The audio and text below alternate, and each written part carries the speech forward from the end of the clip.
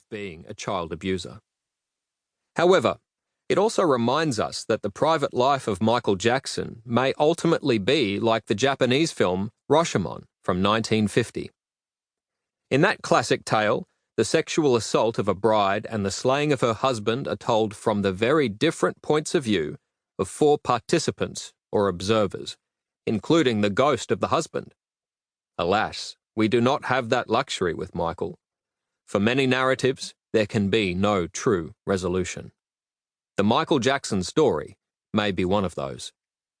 The scandalous videos in question were shot at the end of 1999, while Michael was at the posh Sun City Resort located in the mountains outside Johannesburg, South Africa.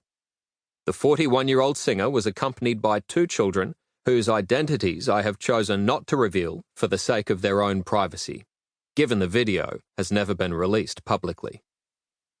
A few years earlier, Michael had struck up a friendship with the children's parents. The star had visited their home several times and even attended one of the children's bar mitzvah.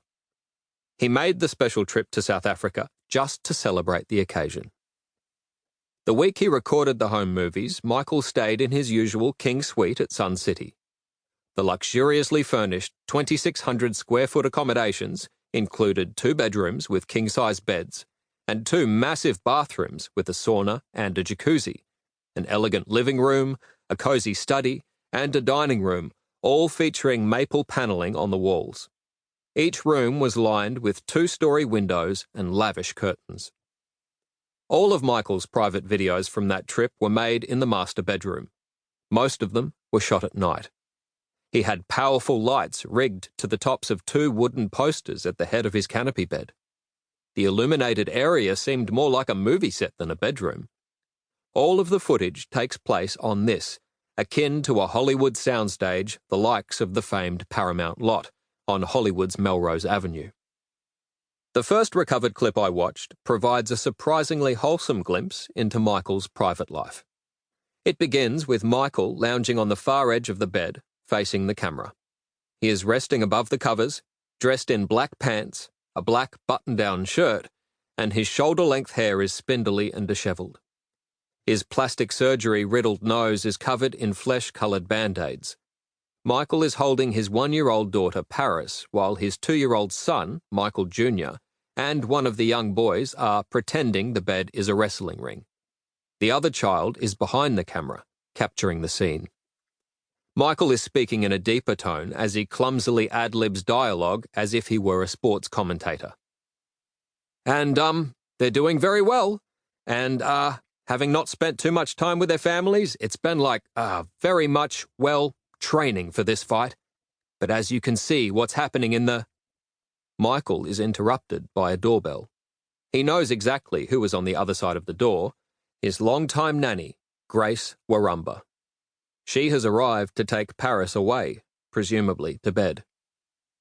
"We've got to take Yib back," Michael announces to the group of children, referring to Paris. He gives his daughter a loving embrace and a smooch on the cheek. "I love you," the singer declares, holding his sleepy daughter against his chest. "I love you," the toddler gently replies.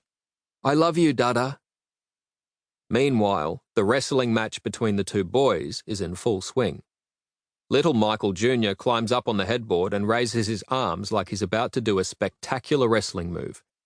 Child number 2 zooms in on the adorable contender. Michael can be heard off-camera asking Paris to give the boys a kiss.